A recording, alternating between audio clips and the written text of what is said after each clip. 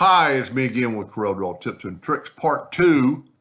If you didn't watch Part 1, we got this effect. But also, then I went to I hit F12 on the keyboard and I made the round end caps.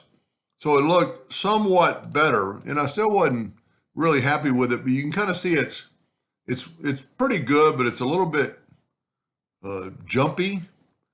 So I started thinking, I'm going to take those exactly the same two lines I did in the other ones, made them 4 points. I'm going to select them both. I'm going to go to Object, Blend, and I'm going to blend them that 100 times. But I'm going to get that same effect. So what I'm going to do before I blend them, I'm going to go to Object and convert them to an outline. Take both of them. I could have done that and made a copy of it, but now I've got outlines. So now I can take and blend them that 100 times.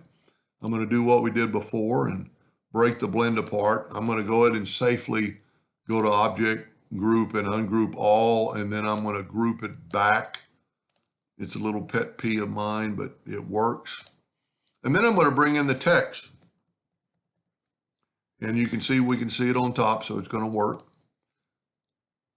And I'm going to go to the intersect tool and intersect that. And now if we compare them side by side, let me bring this one over.